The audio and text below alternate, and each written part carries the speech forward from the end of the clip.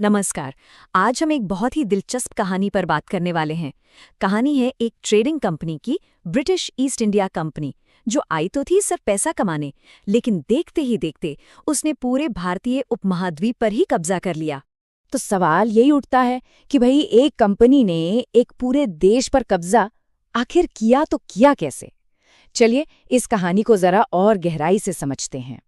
तो चलिए बिल्कुल शुरुआत से शुरू करते हैं। जब अंग्रेज पहली बार भारत आए थे, क्या लगता है उनका इरादा यहाँ राज करने का था? जी नहीं, बिल्कुल नहीं। ये बात है साल 1600 की। इसी साल बनी थी ब्रिटिश ईस्ट इंडिया कंपनी और उनका मकसद बहुत सीधा साधा था। भारत जाना है, व्यापार करना है और बस पैसा कमाना है। हुकूमत का तो ख्याल भी उनके दिमाग में नहीं था। तो जरा सोचिए, आए थे सिर्फ व्यापार करने और बन बैठे पूरे देश के शासक। शुरुआत का लक्ष्य और आखिरी नतीजा जमीन आसमान का फर्क था। पर सवाल वही है, ये हुआ कैसे? जैसा कि कहते हैं, वो कमाने आए थे, जीतने नहीं। लेकिन यहाँ आकर उन्होंने देखा क्या? उन्होंने देखा एक ऐसा देश जो पूरी तरह से बटा हुआ था। कोई एक मजबूत ताकत नहीं, बल्कि छोटे छोटे राजा, नवाब जो आपस में ही लड़ने में लगे थे। और बस इसी फूट ने उन्हें वो मौका दे दिया जिसके बारे में उन्होंने कभी सपने में भी नहीं सोचा होगा। अच्छा, तो उन्होंने भारत में अपना काम शुरू कहाँ से किया और कैसे? उनका बिजनेस मॉडल आप कह सकते हैं बहुत ही सरल और जबरदस्त मुनाफे वाला था। देखिए, पहला, सूरत में अपनी पहली फैक्ट्री डालो। दूसरा, वहां से सस्ता सस्ता कपास और दूसरा सामान उठाओ। तीसरा, उसे जहाजों में लादकर सीधा ब्रिटेन भेजो। और चौथा, वहां बने तैयार माल को ऊंची कीमत पर बेचकर मोटा मुनाफा कमाओ। सिंपल। अब यहां से कहानी और भी मजेदार हो जाती है। अंग्रेजों ने सब कुछ सिर्फ व्यापार के दम पर नहीं किया। जी नहीं, उन्होंने बहुत ही चालाकी से डिप्लोमेसी और रिश्तों का इस्तेमाल किया और बिना तलवार उठाए ही बड़ी बड़ी जीतें हासिल कर ली। पहला बड़ा मोड़ आया साल 1661 में, और ये जीत किसी लड़ाई के मैदान में नहीं, बल्कि एक शादी के मंडप में मिली। हुआ यूं कि ब्रिटेन के राजा चार्ल्स द्वितीय की शादी हो गई पुर्तगाल की राजकुमारी कैथरीन से, और इस एक शादी ने सब कुछ बदल दिया। पहला तो ये कि पुर्तगाल जैसा बड़ा यूरोपीय दुश्मन अब दुश्मन नहीं, रिश्तेदार बन गया।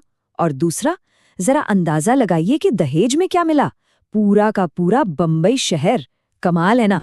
फिर लगभग 50 साल बाद 1717 में उनके हाथ एक और बड़ी कामयाबी लगी, और इस बार वजह थी एक डॉक्टर की सूझबूझ। हुआ ये कि मुगल बादशाह फर्रुखसियर एक बार बहुत बीमार पड़ गए, तो एक अंग्रेज डॉक्टर विलियम हैमिल्टन ने उनका इलाज कर दिया और वो ठीक हो गए। अब बादशाह इतने खुश हुए कि उन्होंने कंपनी को एक शाही फरमान दे दिया।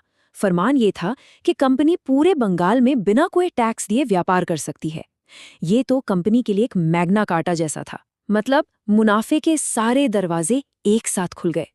तो देखिए, डिप्लोमेसी और चालाकी से जमीन तो तैयार हो ही चुकी थी। अब बारी थी असली लड़ाई की, मैदाने जंग की। और यहाँ भी अंग्रेजों ने एक के बाद एक ऐसी जीतें हासिल की कि भारत का नक्शा ही बदल कर रख दिया।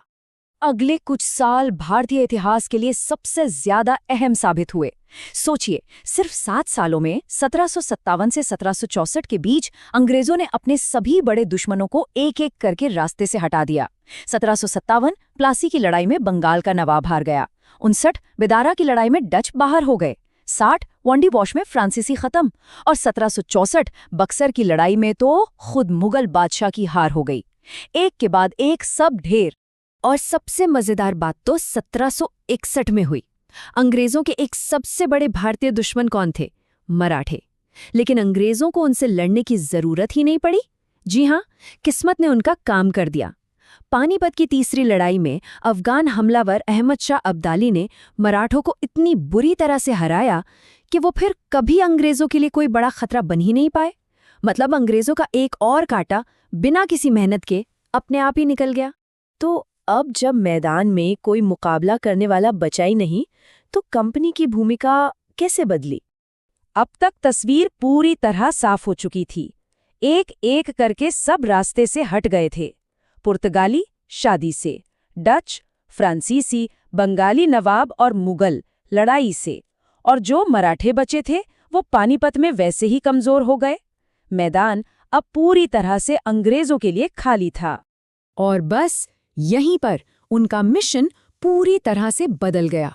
अब सिर्फ पैसा कमाना ही काफी नहीं था, अब जरूरी हो गया था उस पूरे देश को चलाना जहां से ये सारा पैसा आ रहा था।